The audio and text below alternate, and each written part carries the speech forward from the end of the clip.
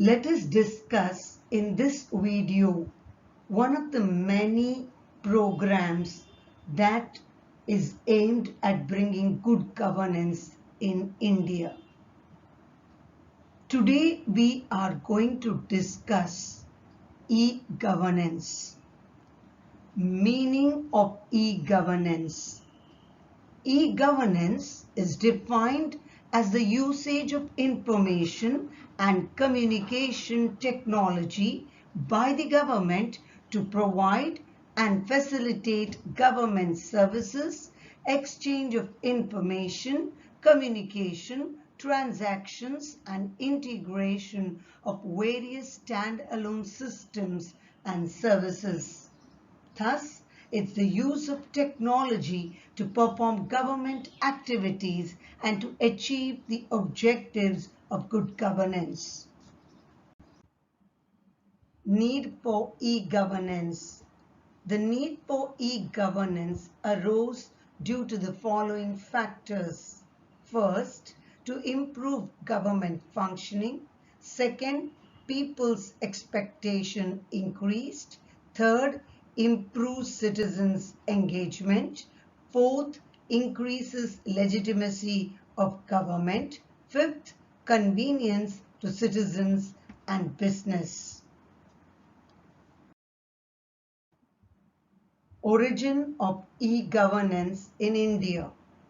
The establishment of the Department of Electronics in 1970 was the first step towards e-governance in India.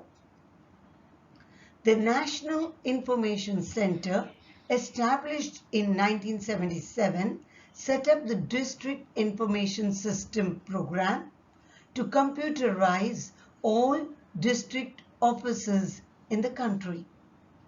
The main thrust of e-governance was provided by launching of National Information Center in 1987, the National Satellite-Based Computer Network. This was the catalyst for e-governance.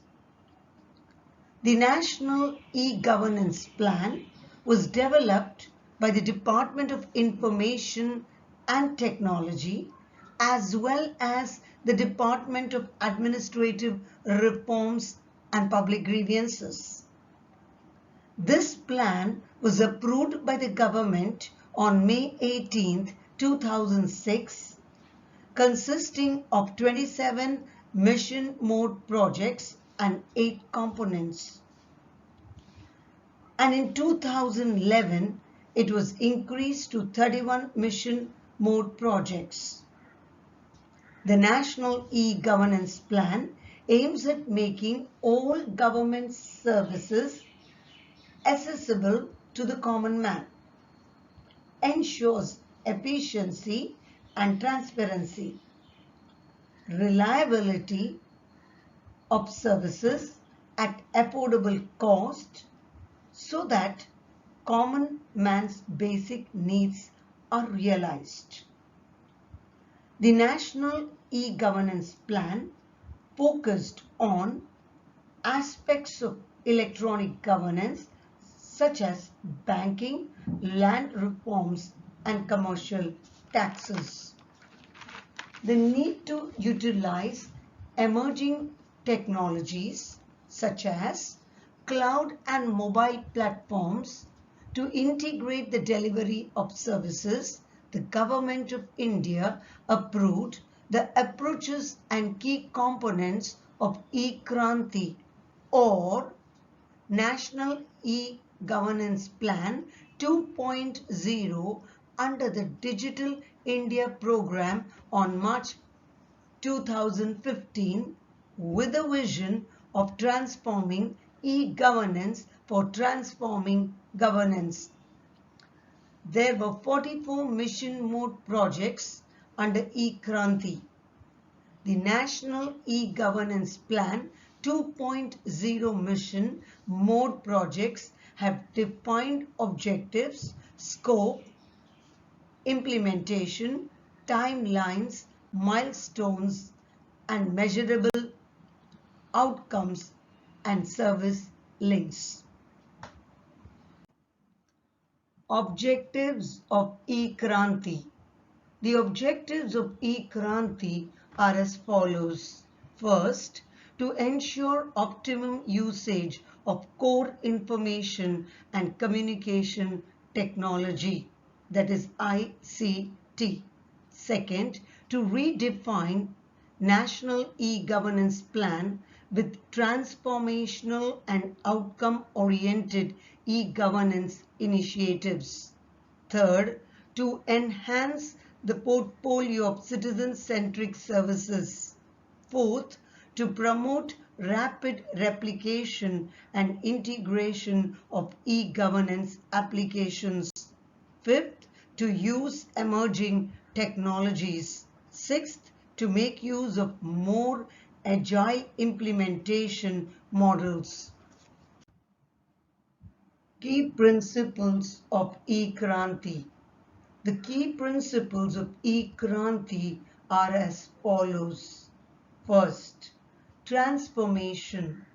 All project proposals in eKranti must involve a substantial transformation in the quality, quantity, and manner of delivery of services. Second, government process re-engineering. To mandate government process re-engineering as the essential step in all new mission mode projects, without which a project may not be sanctioned.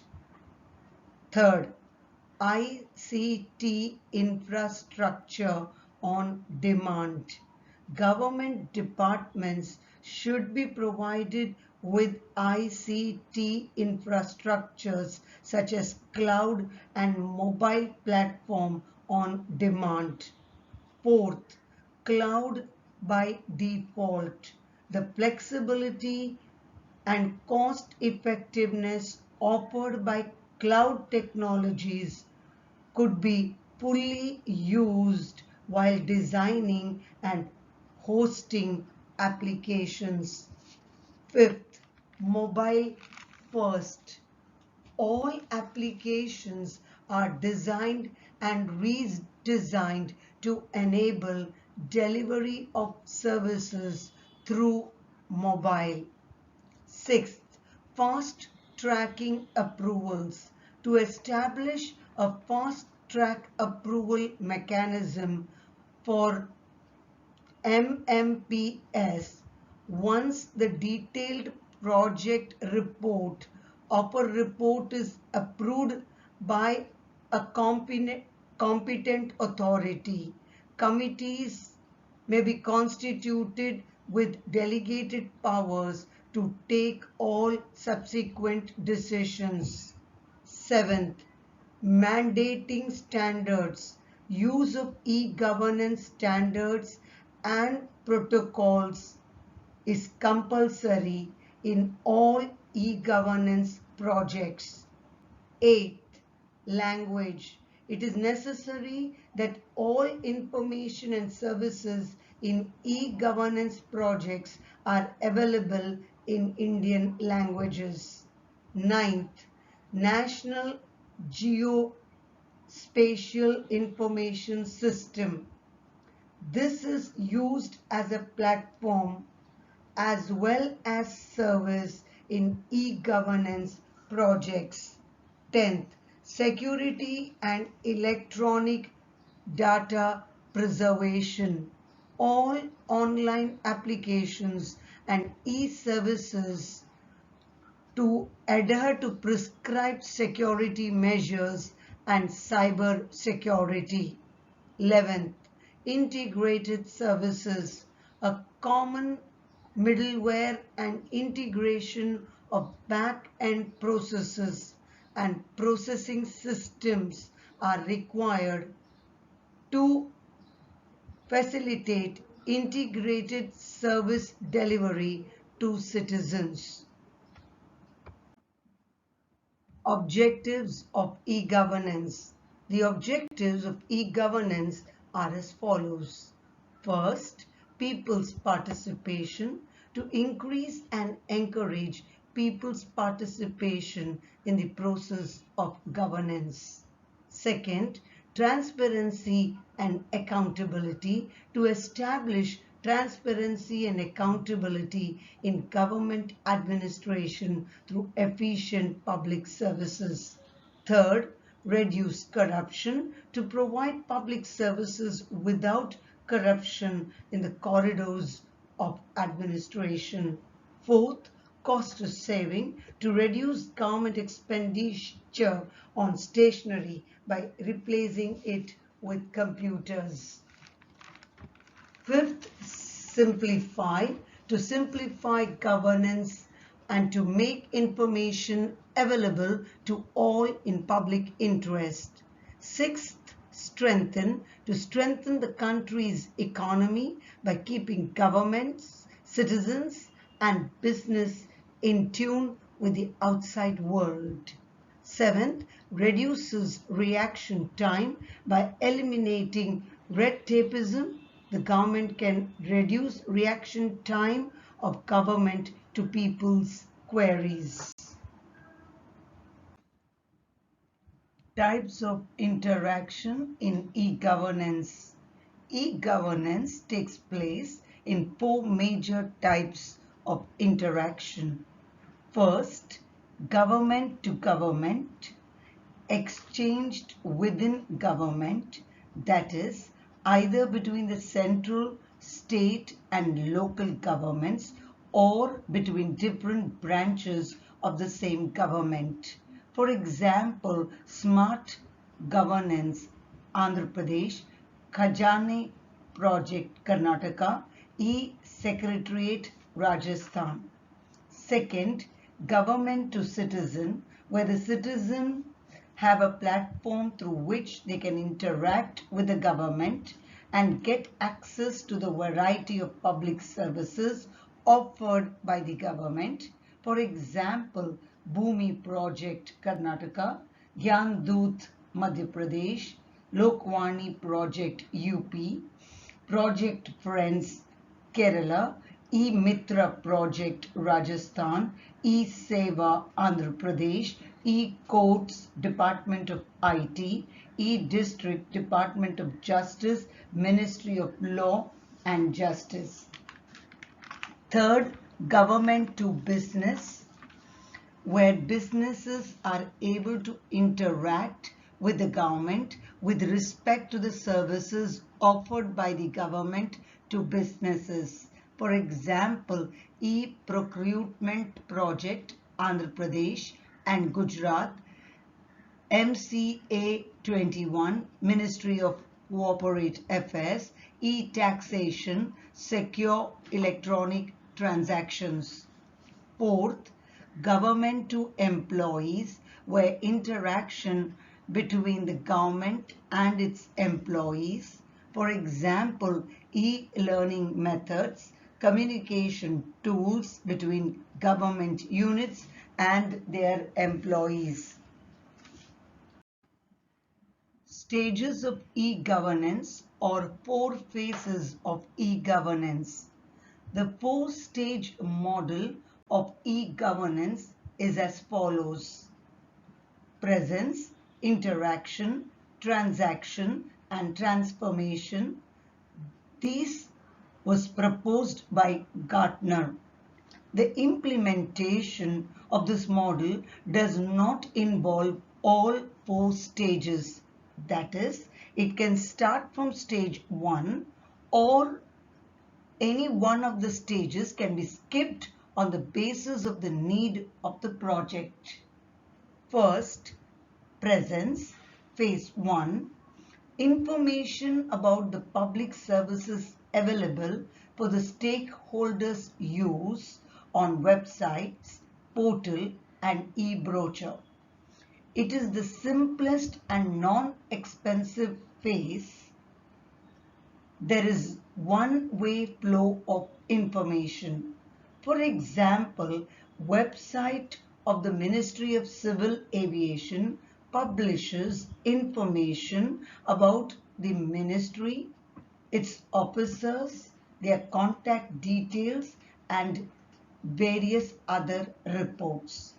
Second, interaction, phase 2. It involves communication between citizens with the government via email, chat database, custom care platform, feedback forms, and submission of online forms. It ensures transparency of communication and accountability of government officers. It reduces the physical interaction of stakeholders and government, thus saving the labor hour. Third, transaction, phase 3. It involves the transaction between the citizens and the government. That is, making payment online for license or passport renewal, paying for various services like electricity, water, and maintenance bills. This makes citizens' life easier and simpler. Fourth, transformation, phase 4. This is a two-way flow of information to improve the stakeholders' relationship with the government, and the service provider should be able to handle the various issues and solve the problems of the stakeholders. The stakeholder secures continuous information from the service provider.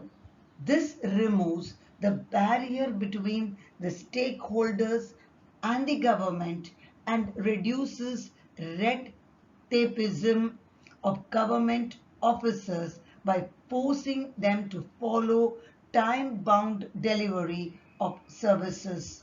For example, e-court, e-seva, e-office, e-district, etc. Challenges to e-governance. The challenges to e-governance are as follows. First, lack of infrastructure. Lack of infrastructure facilities like electricity, internet, computers hinders the effectiveness of e-governance. Therefore, BharatNet and Saubhagya are the steps taken in this regard.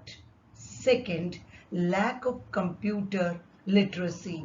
Lack of computer literacy hinders the effectiveness of e-governance. Pradhan Mantri Gramin Digital Saksharat Abhiyan and Swayam are steps taken to bring about computer literacy. Third, mechanized e-governance has resulted in a loss of human interaction. Fourth, risk of privacy. E-governance gives rise to risk of personal data theft and leakage, thus threatening people's faith in e-governance. Fifth, digital divide.